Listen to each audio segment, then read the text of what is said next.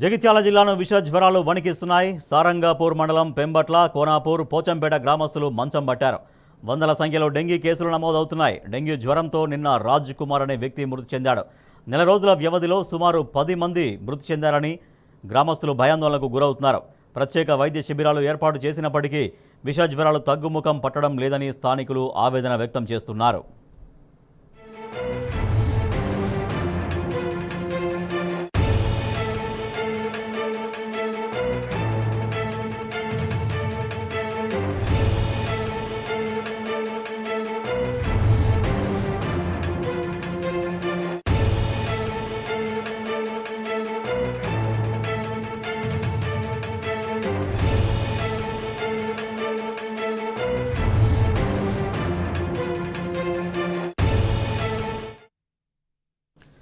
జగిత్యాల జిల్లాలో అనేక గ్రామాలని విష జ్వరాలు వణికిస్తున్నాయి. గ్రామాలు మంచం పడుతున్నాయి. మా ప్రతినిధి సందీప్ మరింత సమాచారం ఉంది. సార్ సందీప్, జగిత్యాల జిల్లాలో విష జ్వరాల విజృంభణ ఎట్లా సాగుతుంది? ఇప్పటికీ చాలామంది అక్కడ మృత్యువాత పడ్డట్టుగా కూడా తెలుస్తున్నటువంటి నేపథ్యంలో ప్రజలు ఎంత భయాందోళనకు గురవుతున్నారు?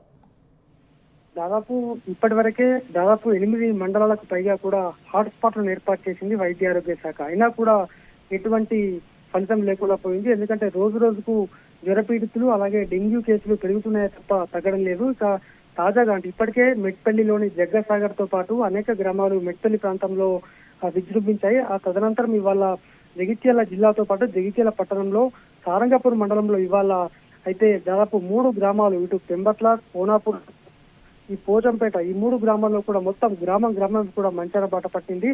అయితే పూర్తి స్థాయిలో వారందరికీ జ్వరాలు వచ్చిన తర్వాతనే అక్కడ వైద్య శిబిరం అయితే ఏర్పాటు చేసి పారిశుద్ధ్య కార్యక్రమాలు అయితే చేపడుతున్నారు. అయితే ఇప్పటికే పదుల సంఖ్యలో అంటే ఈ 3 గ్రామాలకు సంబంధించి ఇప్పటి వరకు 10 మందికి పైగా మృత్యువాత పడ్డారు. అంటే ఇందులో 7 పైనే జ్వర పీడితులు, డెంగీ కేసులు కాగా మిగతా వారు ఇతర అనారోగ్య కారణాలు అయినప్పటికీ కూడా వారు కూడా జ్వరంతో బాధపడుతున్న వారే. ఈ రకమైన పరిస్థితి జగిత్యాల జిల్లాలో కొనసాగుతుంది. అయితే ఈ 3 గ్రామాల్లో కూడా ఇప్పటి వరకు వైద్య శిబిరాలు ఏర్పాటు చేసి రక్త నమూనాలు సేకరించిన నేపథ్యంలో ఇప్పటి వరకే పదుల సంఖ్యలో డెంగీ కేసులు అయితే బయటపడ్డాయి. అయితే ఇది కేవలం అంటే జగిత్యాల జిల్లాలో దాదాపు 10,000కు పైన గత జూలై నాటికే దాటింది. మరి ఇప్పుడు దాదాపు ఇంకా పెరిగే ఉంటుంది. అలాగే డెంగీ కేసులు కూడా దాదాపు 200 దాటింది. అది కేవలము ప్రభుత్వ లెక్కలు మాత్రమే. ప్రైవేట్ ఆసుపత్రిలో ట్రీట్మెంట్ పొందుతున్న వారి సంఖ్య ఆధారం. అయితే నిన్న రాజ్ కుమార్ అనేటువంటి 30 ఏళ్ల వ్యక్తి, ఆయన ఒక బ్యాంకులో సహకార బ్యాంకులో సీఈఓగా పనిచేస్తున్నాడు. ఆయన 15 రోజులుగా విష జ్వరంతో బాధపడుతూ నిన్న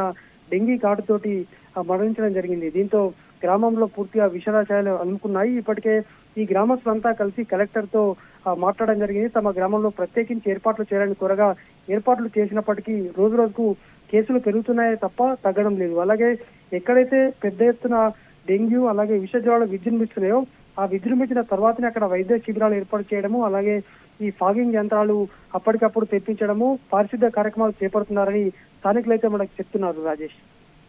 రైట్, థ్యాంక్ యూ సందీప్.